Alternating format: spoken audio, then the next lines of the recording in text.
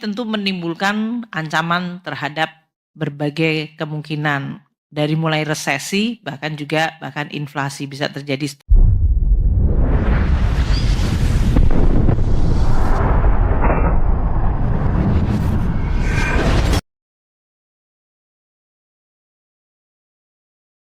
Begitu besar dari tahun 2000 berapa itu? 2018, 2022 ke sini, gitu ya. Suatu perubahan hanya dalam waktu kurun 3 tahun telah mengubah sebuah orde dunia.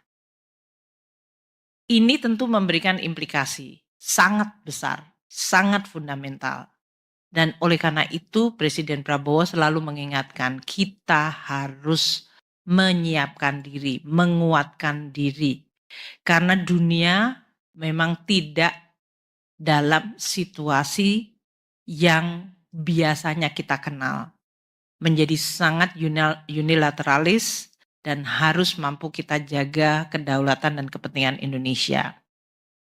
Muncul blok-blok baru di luar yang biasanya tradisional. Kita lihat Amerika Serikat yang tadi saya sorot ya. Bagaimana Amerika yang selama ini menjadi promotor untuk North American Free Trade Agreement, kesepakatan 3 negara, Kanada, Amerika, Meksiko, untuk sama-sama membuat NAFTA sehingga hubungan trade dan investment itu bisa berjalan hampir tanpa halangan. Di dalam era Presiden Trump yang kedua ini dilakukan seluruhnya menjadi totally tidak berlaku. Secara unilateral, sepihak, Amerika kemudian menyampaikan mengimpos tarif. Kalau NAFTA itu namanya free trade, itu biasanya tarif mendekati 0 atau bahkan 0%. Yang terjadi sekarang, tiba-tiba Trump menerapkan kepada negara tetangganya yang sebetulnya selama ini bergabung dalam sebuah blok free trade, yaitu North Africa Free Trade Agreement NAFTA. Tiba-tiba tetangga sebelahnya dikenakan tarif. Kanada 10% untuk energi, 25% untuk komoditas lainnya. Meksiko 25% across the board. RRT 10% ini on top of yang selama ini RRT sudah terkena dari semenjak Trump 1.0, Biden, dan Trump 2.0. Jadi waktu Trump 1.0 dan Biden, RRT itu sudah dikenakan tarif dan belum turun, sekarang ditambahkan 10%. Diumumkan pada 1 Februari 2025 untuk pengenaan tarif tersebut. Reaksinya sungguh luar biasa. Jadi kalau teman-teman wartawan masih sedikit mau ngecek ke Google situasi awal itu, disruption dari terjadinya keputusan ini terhadap global sentiment luar biasa negatif. Sehingga Presiden Trump tanggal 3 Februari 2 hari kemudian mengatakan oke, karena reaksinya begitu negatif saya tunda 1 bulan.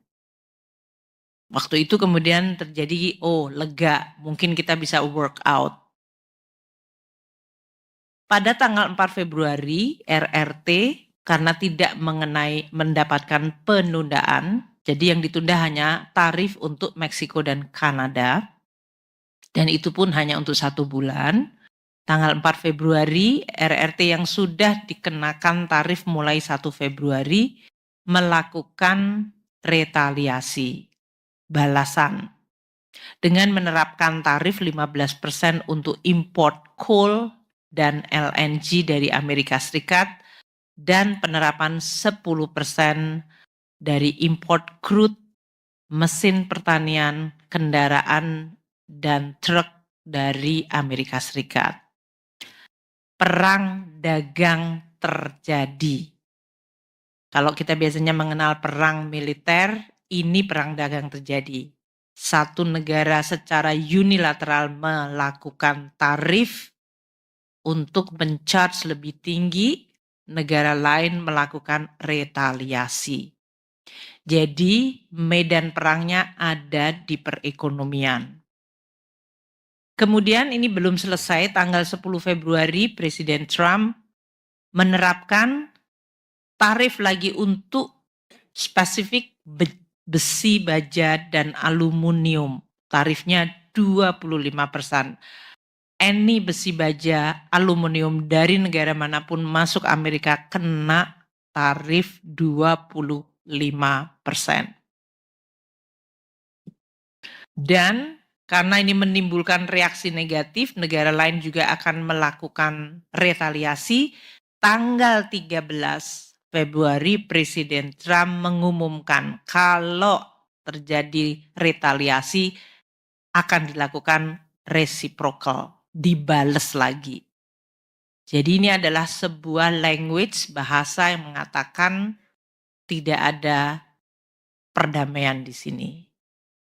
Melakukan tarif, kalau kamu bales maka akan reciprocal lagi. Tanggal 4 Maret, yaitu 1 bulan sesudah penundaan tarif dari Meksiko dan Kanada, yang tadinya diperkirakan atau dipikir Presiden Trump akan melunak terhadap Kanada dan Meksiko, ternyata tidak. Sehingga tarif 25% untuk Kanada dan Meksiko diberlakukan.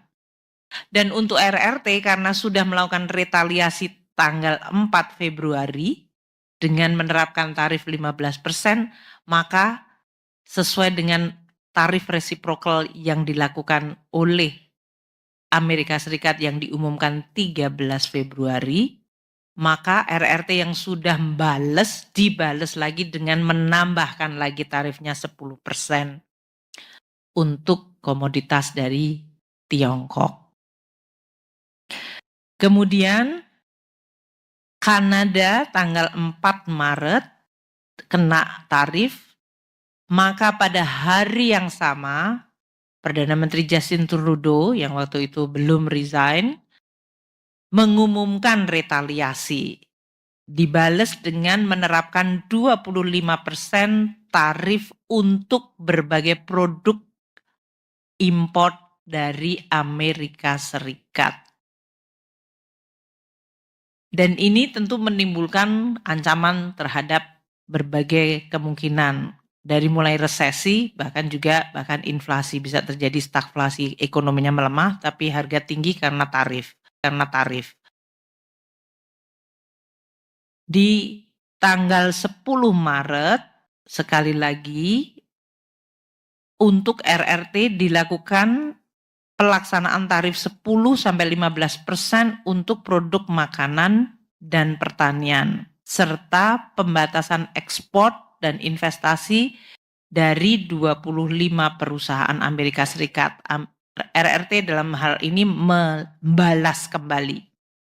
Karena tadi diberikan tarif reciprocal, kemudian dinaikkan lagi tarifnya, RRT membalas lagi dengan menerapkan 10-15% untuk produk pertanian dan makanan, dan bahkan pembatasan ekspor untuk terutama mineral rare earth dan juga untuk investasi dari 25 perusahaan Amerika yang beroperasi di RRT.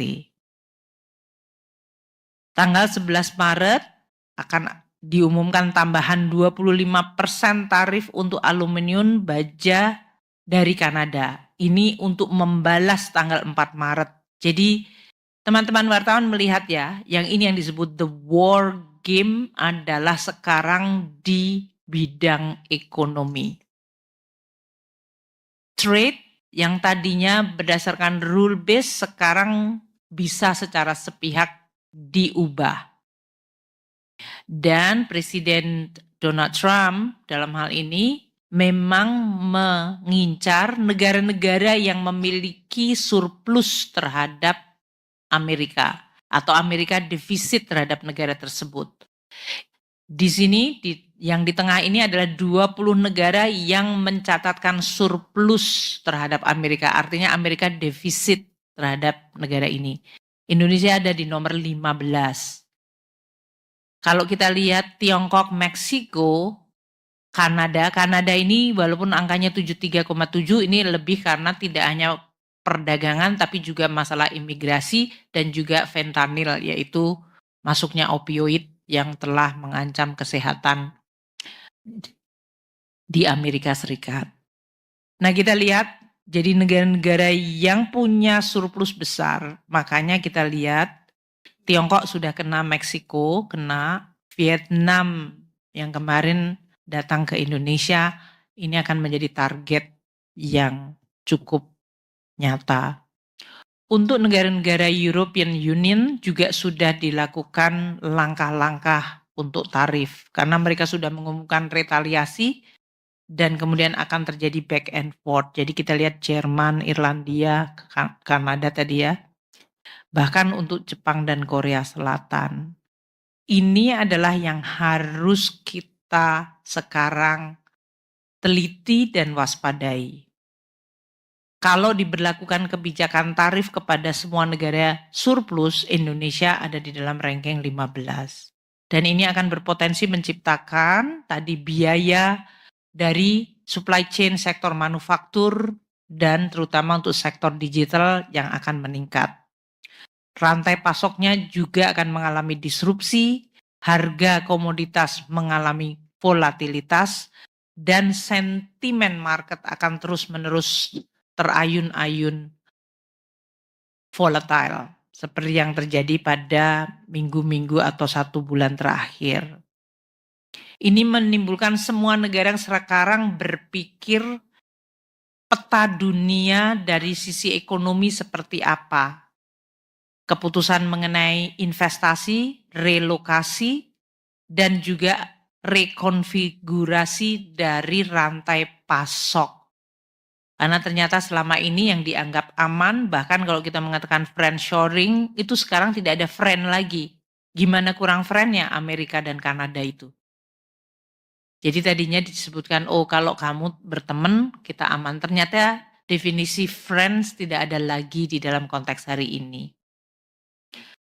Dan berbagai blok alternatif di luar zona Amerika seperti ASEAN, BRICS, ini menjadi memiliki alasan untuk makin bisa tumbuh dan menjadi alternatif. Meskipun dalam hal ini tentu karena Amerika Serikat adalah negara paling besar di dunia, pasti apa yang dilakukan oleh mereka mempengaruhi seluruh dunia juga. Nah, konteks inilah yang kemudian akan kami bawa ke ekonomi di Indonesia yang nanti akan mempengaruhi APBN dan